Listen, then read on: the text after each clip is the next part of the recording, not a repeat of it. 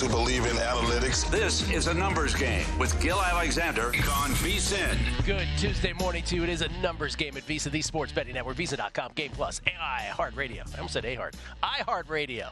YouTube TV. Where did that come from? And iHeart, too, if you're out there. Yeah, if you're out there. That's quite the network as well. It's Gil Alexander. It's Kelly Bidlin, live from Bar Canada at the D. What's happening?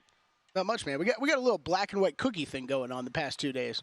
I was in black yesterday, you were in white, and now we've flip-flopped. Yeah, you said that to me this morning. I'm like, oh, okay. I don't know. What are you, like, your fashion? Found it interesting. Well, we're doing long shots later. It's called long shots. I got to rock the jacket, you know what I mean? But then you want to be a little bit more casual for this one. Oh. I hear you, man.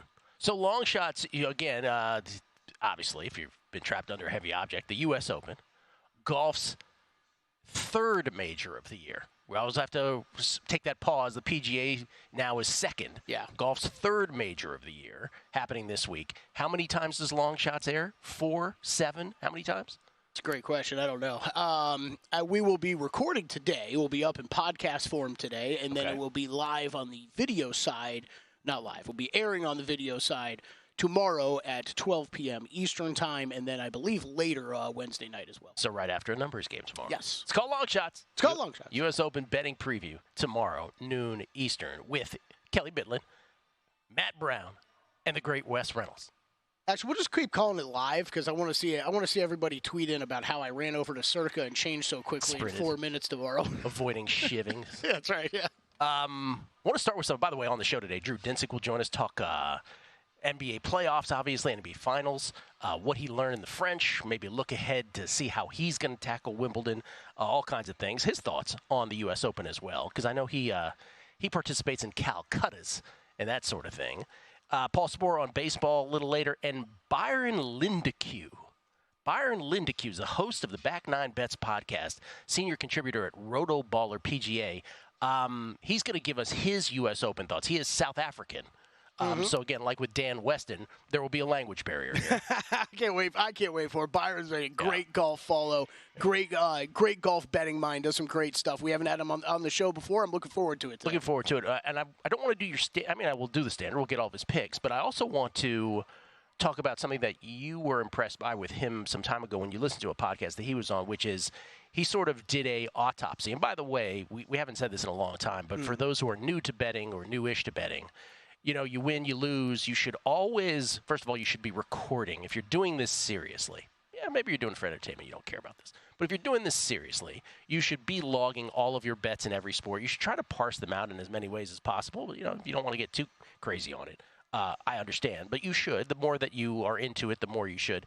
And he did a sort of, retrospective on, or really just sort of a analysis of some of his markets that he bet, what he learned from that last year. So I want to get into some of that as well. Yeah, it was him and Pat Mayo, and I believe it was at the end of last season, I believe is when they did this podcast. But I think it's one for those of us that bet golf regularly, where it's so, how often do we pull up Major League Baseball and you're looking at top ROI teams, bottom ROI teams? Okay, well, how does that kind of translate over to some of these golf betting markets that we talk about a lot, specifically top 10s, top 20s, that type of thing? And okay, it's great if I can sit here and say I'm betting Xander Schauffele top 10 every week, but those odds are obviously not the same every week. They're moving, right? So at the end of the year, not only how many top 10s did Xander Schauffele hit, but at the end of the year, are you up money and how much and at what odds are those making sense to bet? So there was a very, very good podcast. I'm feeling geeky today. I'm feeling nerdy. Let's go. We're going to go through some baseball stuff as well. This is my favorite new baseball follow. As I fumble the phone here, Brooksgate. You familiar with this guy? I don't know. There used to be back in the day. Baseball geeks will remember this. Baseball hardos will remember Brooks by Baseball. I wonder if it's the same person. I don't know if it is or not. I remember that one, and yes, I did not know this one when you started sending in. But whoever is running this site, we got to get him on, or her. Could be her. We got to get this person on because there's a lot of really interesting baseball tweets that we'll get into throughout the show. That I think, one of the things also from just a macro perspective on betting, much of what you are doing in every sport is to try to determine what is sustainable and what is not. So in other words, teams have records, players have records, if it's an individual sport, whatever it is. who has been fortunate, who has been unfortunate, what is actually a proper reflection of skill set. And so baseball is probably the best lab to look at that in, and is the most clear. And so we'll get into that throughout the show as well. I want to start with something that we ended up in our text exchange with Wishnev, Fezzik, Will Hill, and Chris Veliki yesterday. And I wanted to touch on it because I mentioned it yesterday in passing and didn't really seize on it, and I could, I sensed that I was probably unclear about this kind of thing. So Dan Hurley, we were on the air yesterday, and we didn't know if he was going to take the Lakers job or not 24 hours ago. And I was reading a tweet, I had mentioned it, and someone said, well, follow the money. Before you, they said he was minus 400 in a betting market to become the Lakers' next head coach. And in reacting to the tweet, I was just sort of like, oh, okay. And I just kept going. And I didn't mean that to sound flippant about them having said it. What I intended to convey is when it comes to these kinds of markets, and this is just sort of, a betting thing for people, again, who are new to this. When it's a minus 400 in a market, say at BetOnline or Bovada, right? These are markets that are capped in terms of what people are betting. It could just be $25 for all we know. Maybe it's even less. Right. Yeah. And so it doesn't take anything, right? If Woj has a report, 3 people are going to bet it, and all of a sudden it's minus 400. So I guess what I'm saying is it's just a sort of PSA about these kinds of particular markets, specifically this player to the next team or this coach to the next team. And so as we found out, there was nothing to it, or he turned it down. Whatever story you believe, Dan Hurley says no to the reported 7-year deal for $80 million. Was that the proposed deal that we're getting reported? There are some people who believe that this was $70 million. 6 years, 70. 6 years, 70. Yeah, pardon me. 70.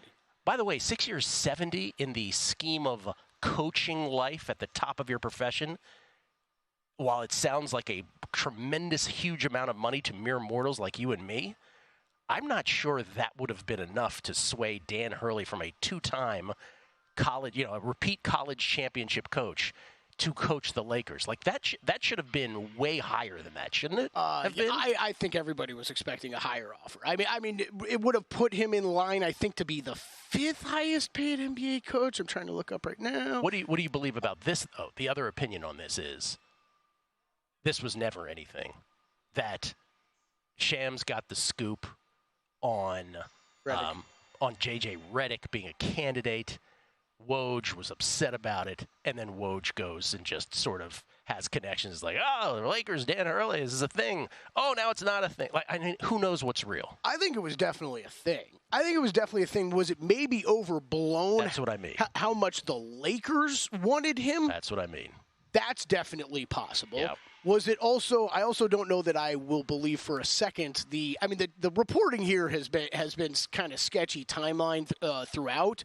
It was full court press, and then it went away. Right. It was quiet. So the other part that I don't believe, Gil, is, okay, this is, I've seen specific stuff talking about, oh, no, this was not Dan Hurley trading this as a negotiating tactic. But, he's instantly going to double his salary from last year to what he's rolling into with next year, likely with UConn. So, what? But what I was saying yesterday was also, again, for 98% of college coaches, this is now a different profession than it was when you took the job. You are now recruiting your own team. You're recruiting other teams' players. That wasn't the job when you took it.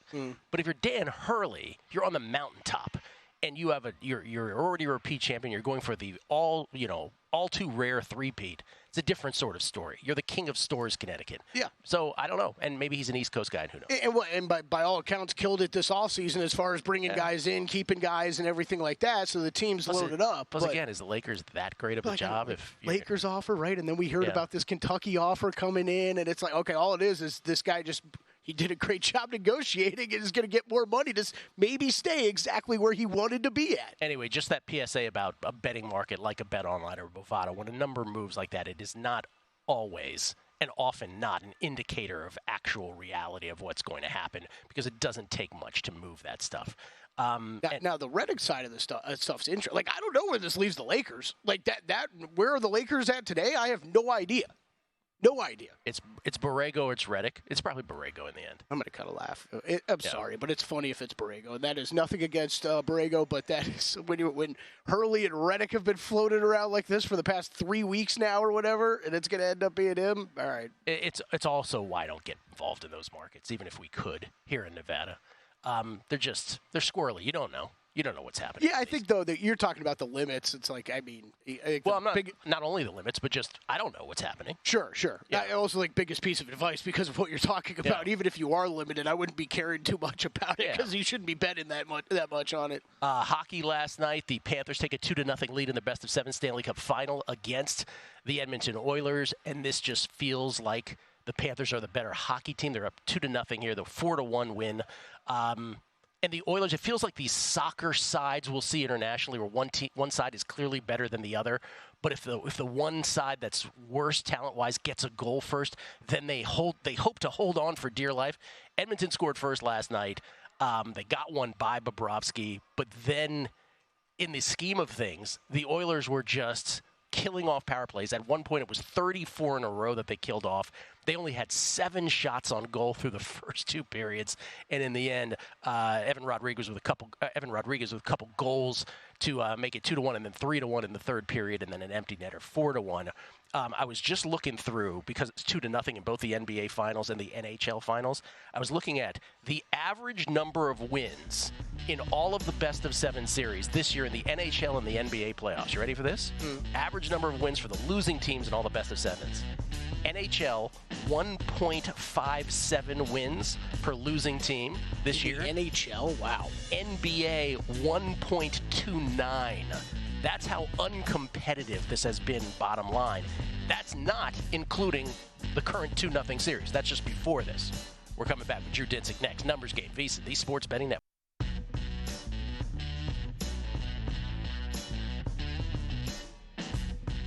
A numbers game on VSiN, the Sports Betting Network. Numbers Game presented by ZYN Nicotine Pouches, America's #1 nicotine pouch. Find out more at ZYN.com.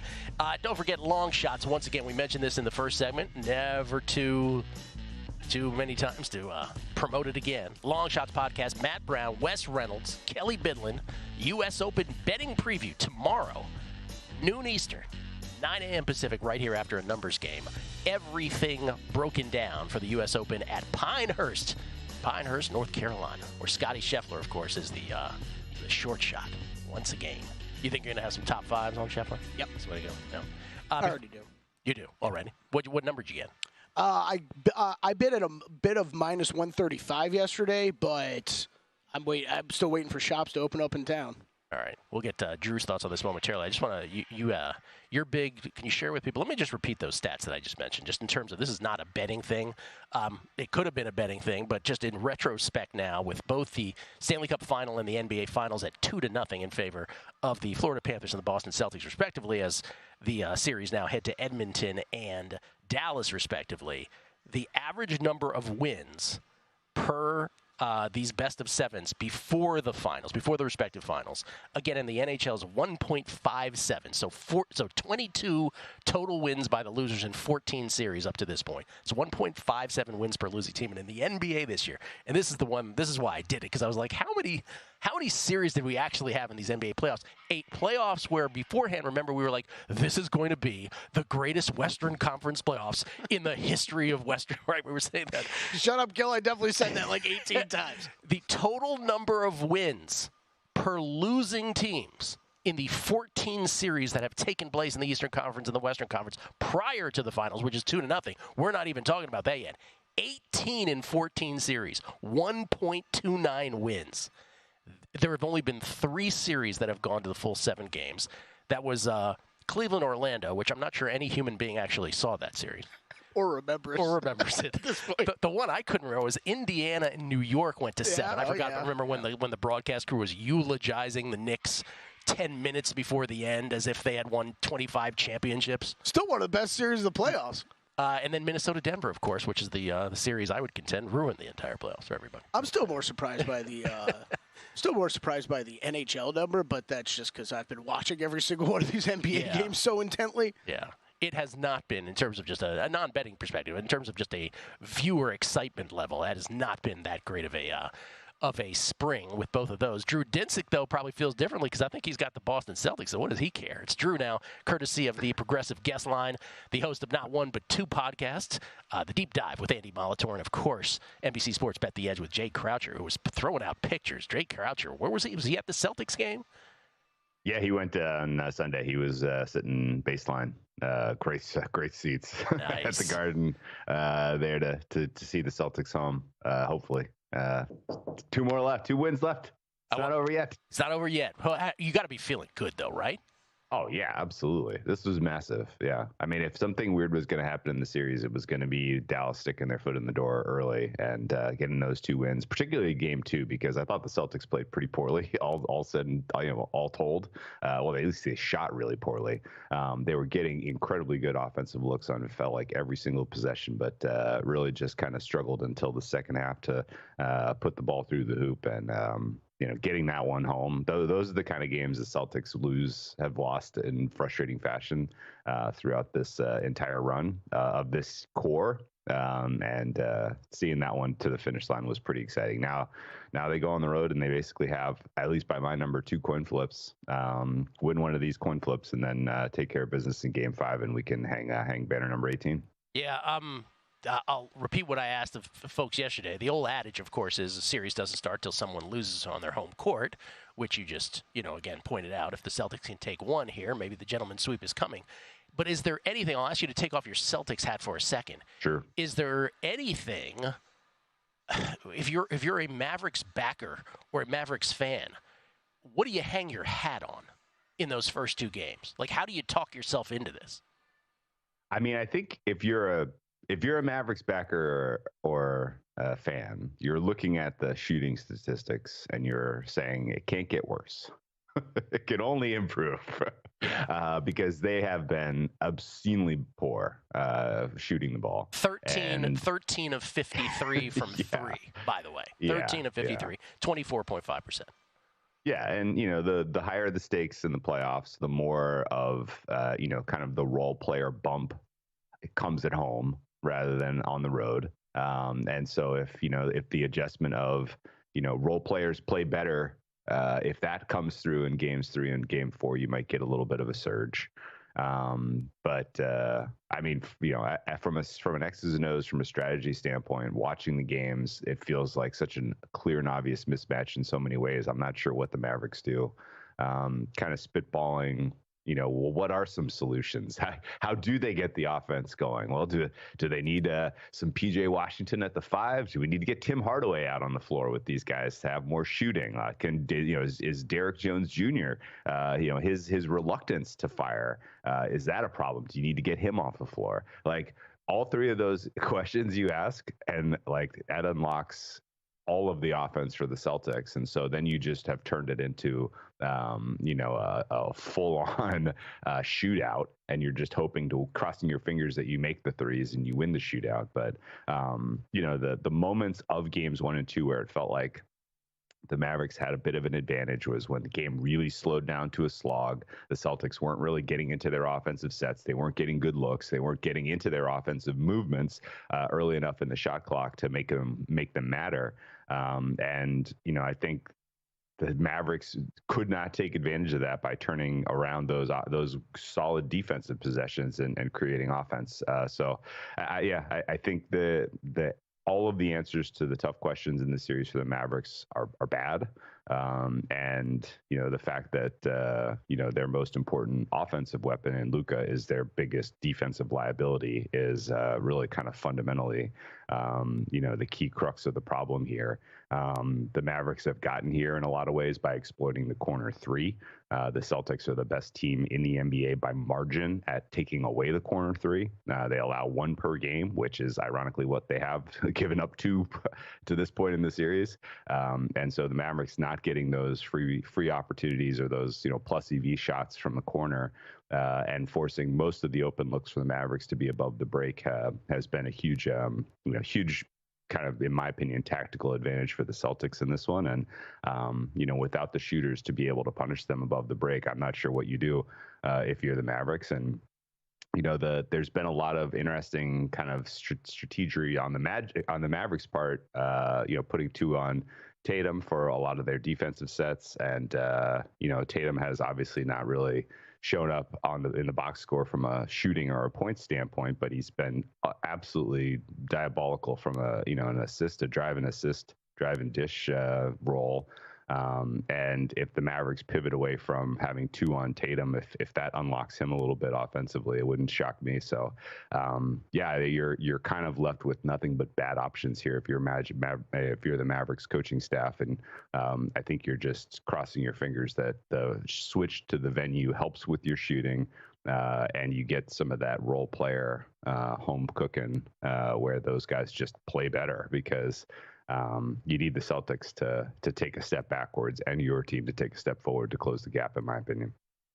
5-31. 5-31 is the all-time record for teams trying to overcome a 2-0 deficit in the history of the NBA Finals. 5-31. Again, the last team to do so, the 2021 Bucks with Giannis against Phoenix. The LeBron Cavaliers, who can forget that, against Golden State, where Golden State went scoreless in the last 4:40 of Game 7. LeBron with the iconic block of Andre Iguodala's shot. The Heat in 2006, Bill Walton's Blazers in 1977, and the Celtics in 1969. In each one of those 5 cases, the team that was down 2-0 lost the first 2 on the road. So this is, if the Mavericks are able to do it, this is still the formula, if you will, to do so. Obviously, you don't want to be part of this formula, but it's how the other 5 got there as well. And let me just ask this in the last minute. We'll talk other sports here on the other side, but just from a non-betting, from a historical standpoint, the Celtics now, when you put regular season and postseason record together, are 78-20. And I know they had the royal flush of injuries that they played here in the playoffs. But if they end up, let's say it's a gentleman's sweep, if they end up 80-21, do you rank this, like per your numbers, do you rank this as one of the great teams of all time, or is it just a team that was really good, that just had a lot of good fortune as well? I mean, on paper, they are a super team. I think we've even made this commentary on the show. But from the start of the season, you put the pieces together and the ratings together. There's no minuses. Everybody's a plus on both sides of the floor, except for Al Horford is a small minus offensively. Everyone else is a plus on both sides of the floor who matters, and that's crazy. And it's just from a roster building standpoint, it's the perfect roster for this day and age in the NBA. And the fact that they weren't tested, I think, just afforded us opportunities to get prices on the finals that were pretty obscene, I think, in hindsight. You don't think all those Warriors team crushed them? I'm just curious. I do. Like in my head, the way I remember it, but who will never know. I don't know that they'll be all-time great, but they are a super team on paper. Okay, we'll come back. Drew on tennis and golf and more next.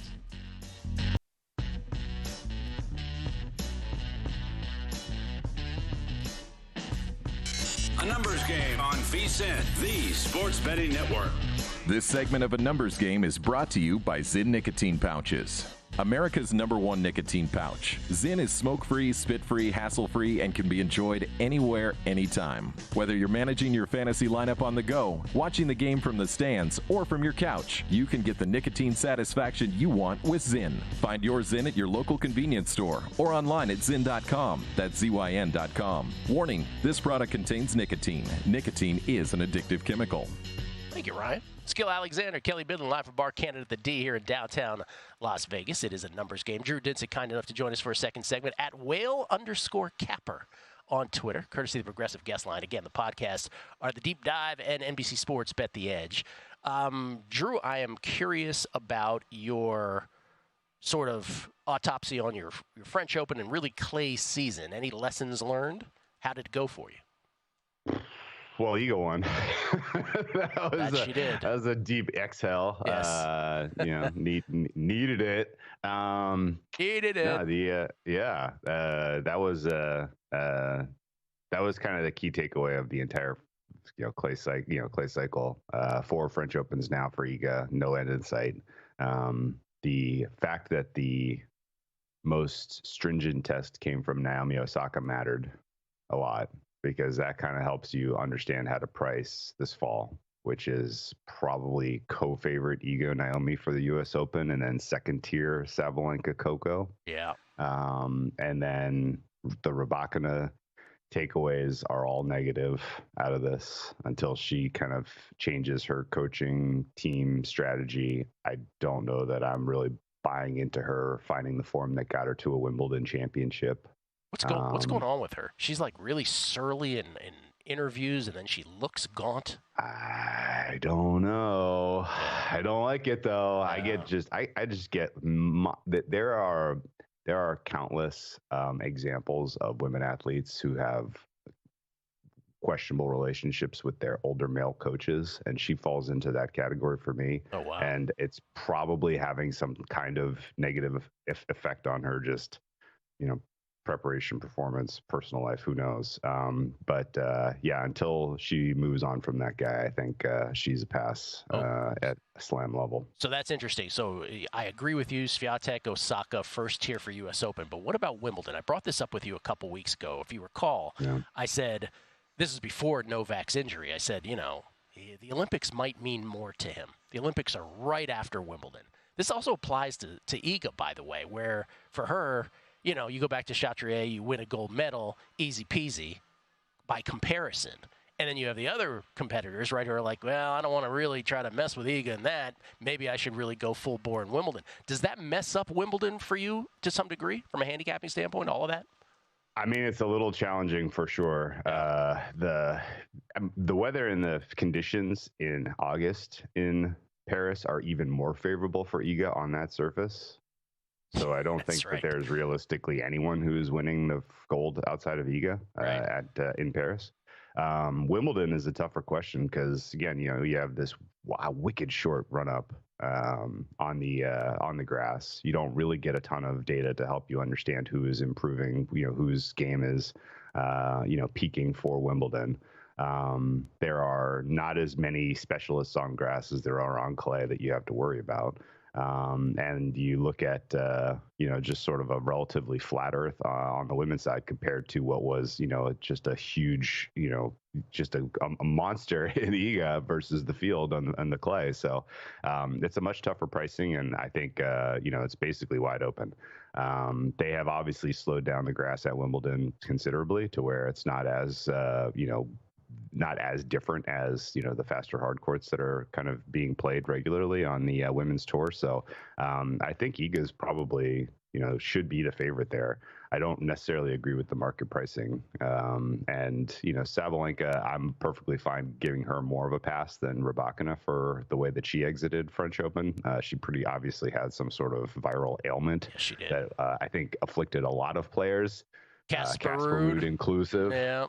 Yes. So the women's side of the Wimbledon, I would say there are probably 6 runners who all deserve realistic consideration, and they're the top players on tour, plus John Jabeur.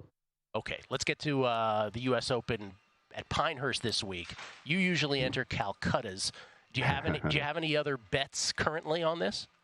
No, I'm still licking my wounds from the Masters. I think I'm finally kind of cured from just bleeding money in the golf pools at this point. Okay. Especially in the world where Scotty is so dominant here. I mean, it's one thing to kind of handicap a field when there is relative small margins at the top of the board, but when you have this type of situation, it just becomes a whole different beast. And I don't really know that. I guess as I look at the odds board right now, I take no exception at all to Scotty being in the 3-1 range at the top, and the margin between Scotty and tier 2 with Xander and Rory, I think is fair. I'm not anywhere as hot on the market as Xander is at all. Similarly, Rory, I don't think either of them really stand out to me as likely winners here. The support for the live guys is also somewhat stunning. I know Bryson has been good in the slam, in the majors so far this year, but 20-1 feels like an aggressive price for Bryson. Similarly, Brooks has not shown the same level we saw from him last year. So those two prices surprise me. Rahm 25-1 surprises me. His game is just completely airmailed relative to what you saw from him making the jump to live. So that whole group of guys is a pass. The only kind of long shot insane play I took was Jordan Spieth in the 66-1 range, just because he's got such a he's one of the players that have such a wide delta on performance in a given round in a given tournament that I just don't think you can have him in sort of the 66-1 range. But again, like, he could also finish dead last, and I wouldn't be shocked considering the form that he's in right now. So big taking some swings there. Pinehurst is a tough. Pinehurst is a tough course. I don't think anyone who's cares about golf doesn't already know that. And I think the most interesting thing to sit down and watch this week is going to be, can Scotty finish under par? Because his putter is obviously the one weakness that he's got in his entire arsenal. And this course is going to test that, to the degree that we haven't seen in a while for Scotty. So excited to specifically watch that part of this tournament, and other than that, I'm just going to be a fan. All right, every time you come on now, because we're ramping up to the Olympics, Kelly and I get excited when you come on, because you're Mr. Olympics. People should know that. And yet, though, yesterday we got excited, and we're like, oh, it's still like 6-7 weeks away. Jeez, we're going to talk to German. It was immediately tempered. However, do you have any pearls of wisdom here in any sport this far out? Sure. Well, yeah. I mean, I'm literally, highly ramped up into swimming right now. Swimming, U.S. trials start on Saturday. They will be on Peacock at 8 a.m. qualifying for us on the Pacific Coast, and then finals are going to be at 5 p.m. every day. So you're going to get to watch all the swimming that your heart desires, live from Lucas Oil Stadium, where they put a temporary pool on the Colts field. Wow. And they have, and honestly, I was like, well, this is very cool. They usually do it in Omaha. It's usually a very cool setup, and tickets are hard to come by. And now they're putting it in a football stadium. I was like, oh man, the tickets are going to be cheap. There's going to be plenty. Maybe I should go to Indy. No, tickets are expensive, and they've sold out. Like, people are very, very fired up for this. And they're all going to be there in Indy in the dome watching the swimming. So that starts on Saturday, goes for a week, and the U.S. trials are going to be pretty telling in terms of just in general what to expect out of the U.S. swimmers. There's been a ton of disruption with kind of coaches moving college programs in the run up here, which is kind of just throwing a little bit of a monkey wrench in our program overall. On top of the fact that the world has caught up to us pretty substantially. The U.S. used to dominate swimming. You used to be able to count on about a medal per event. And a gold 1 out of every 3 events. And, the Aussies and the women's side caught us and passed us in terms of the quality and depth of their program. And then on the men's side, France has, this wunderkind who, the French Michael Phelps. He's not going to win relays because their team isn't as deep as when Phelps was going for 7 and 8 gold medals. But Marchand is this, French. Victor Wembanyama, that's how you pronounce it. Yeah, he's the Wembanyama of swimming, and he has a chance to pick up 3 or 4 gold medals in some of the IM butterfly and breaststroke events, which is really kind of an unusual combination. But he is a dynamite swimmer for the frogs, and I think the Chinese extremely good coming into this cycle, and it's going to be a very, very level field, and exciting to see if the U.S. team broadly can step up at trials next All right, week. We'll ramp up the Olympics talk next week, but let's file that name away. Leon Marchand, spelled for the American as Leon Marchand. Leon Marchand. Good job, Gil. Thanks very much. That's what I'm here for. Leon Marchand. That's right. Thank you, Drew. Appreciate it, man. All right, best of luck, guys. Drew, who swam competitively at Duke, by the way. Coming back.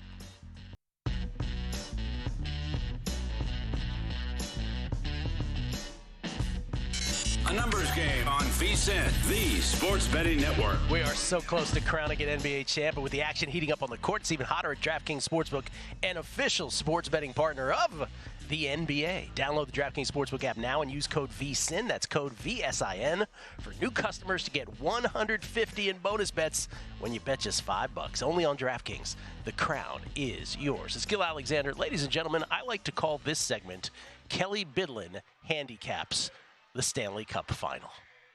Kelly? Please, floor is yours. You've got it, Gil. You've got it. No problem. I'm just all I'm going to say is when you're going up with a goaltender situation like this, okay? Yeah. We got some great goaltenders in the NHL. Okay, Connor Hellebuck, Sergei Bobrovsky, Igor Shesterkin, Sure, Jake Ottinger, Stu Skinner. Stu Skinner? I can't get there on Stu Skinner. Just, the name just doesn't fit with the rest of them, Gil. Just doesn't fit. there it is. Edmonton's got no shot. Stu Skinner. Actually, I've even been calling him the professional Stuart Skinner, but then I heard on the broadcast last night Stu dropped a couple times. You know, got to pick it up, Stewie. Also, right, hockey becomes very. What do we say about the NBA? We need access to the 3-point scoring stats. In hockey, what do we always say? You know, the old adage of you just need the hot goaltender. If you can't put the puck by the first of all, you got to take more than 7 shots in the first 2 periods, right? But then if you can't put the biscuit in the basket, period, right? Besides the one that slipped by him yesterday, which is sort of a weak goal. Still trying to figure out how they stand on their heads, though. That has its origin. Just don't know how you physically do that. I once went down that rabbit hole as well. Want some U.S. Open injury updates? Please. Here. So John Rahm, Drew brought him up last segment. If you've been paying attention to the golf world, he had to withdraw from the LIV event last week. He is dealing what they were calling at the time was an infection in his toe. Forced him to withdraw. There was a video of him in very much pain after a shot that was circulating around social media. He has just arrived to Pinehurst, showed up for his media that was supposed to start at 10:30 Eastern, 7:30 Pacific time. He is talking with the media right now. He has shown up wearing one shoe and one sandal, Gil. One shoe and one sandal. Yes, to rest the toe for toe comfort, I guess. He said it is not. Described it as a lesion between his pinky toe and fourth toe that got infected. So this is what John Rahm is dealing with. Quote from John Rahm: "It's a concern. It's doing better, but definitely still in pain." So monitor that with John Rahm this week. I really didn't. This was something I was already going to be paying close attention to. I thought better chance than not that he just didn't go. Now that he's at the course, and he has not played a practice round yet, this is his first day here. He was not there at all yesterday. This might have to be a scary load up against John Rahm. Fade away. Yeah. Fade away.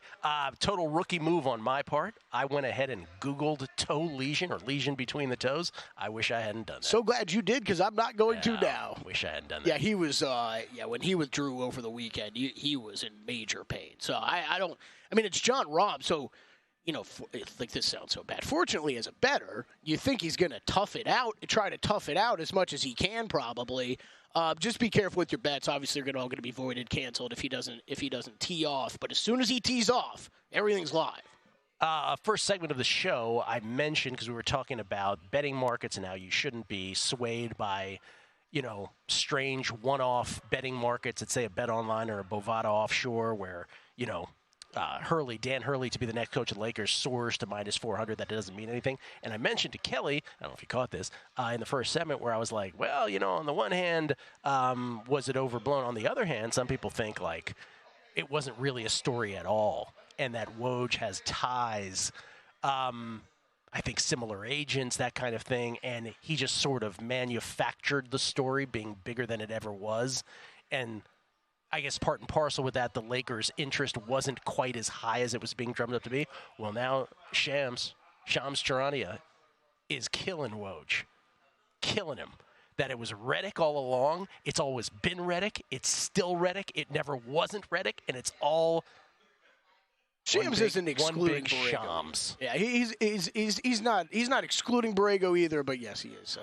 He's saying it's all Redick. The Shams versus Woj stuff has been entertaining, that's for sure. College World Series, Georgia did not get there. Every time they made a move on NC State yesterday, NC State had the answer. Georgia could not get a big hit, and so 4 ACC teams and 4 SEC teams in the College World Series, which begins on Friday. ACC. That's how this works, right? Yeah. You're not going to stop with that, with the SEC chant. So the only one that I have is the first one I made, which is FSU back Let's several go, baby. months. That's the only one I got live, too. Let's go. We'll get some College World Series guys on this week. Yeah, absolutely. And we do have the updated odds. Yes. If we want to take a look at those quick, as I'm struggling to pull up. Updated odds right now for the College World Series. Tennessee plus 290, Texas A&M plus 330, Kentucky plus 500. North Carolina plus 600. Florida State plus 750. Virginia 9-1. NC State 11-1. Florida then 12-1. Bringing up the Florida was the only one of those 8 that was not one of the top 16 seeds. So they are the long shot there at 12-1. And Tennessee was always the number 1 seed, so they're plus 290. I feel like they're dogging our Florida State squad a little bit in these odds, man. Like, I mean, Virginia, NC State, Florida kind of weren't supposed to be here, right? But wasn't Florida State was maybe a little bit on the edge, but on the edge, right? On the edge. Still can get plus 750 on them. Okay, and then by the way, the other thing that happened last night, the Astros, my Astros most wins in June thing. Giants Magic got them last night. The Astros on the heels of a game where they were leading by 2 in the 8th, and they gacked it. They gack a 2-run lead in the 10th yesterday to Giants Magic, so that wasn't good. But, ironic. Giants Magic got me. Want to do, speaking of baseball, I want to shout out this guy, Wishnev. Todd Wishnev was the guy who made me aware of this. This is the name of the account. Again, I don't know if this is like Brooks, was it Brooks Baseball by Brooks back in the day. But this is Brooks Gate, and they've got some great stuff, and it's just, again, a way of saying that in handicapping, what you're trying to do is look at sports in a way that is what's sustainable, what's not, what is real, what's not. That's why Mark Borchardt and I do the Q1 and the Q2 and the Q3 derivative. What is narrative? What is predictive? So here's just a handful of tweets from Brooksgate that put baseball in perspective. This one, how many times your starting pitcher has pitched 7+ innings in a game? For those who can't see this graphic, let's just point out that a bunch of these are sort of, I'd say 26 of baseball's 30 teams are between the numbers 4 and 12. 4 to 12 times that starting pitchers have pitched 7+ innings in a game. There are only 2 teams that soar above 12. That is the Atlanta Braves, is that right there? Let me Braves check. The Atlanta Braves at 18. with 16. 16. Sorry, Kelly. 16 times.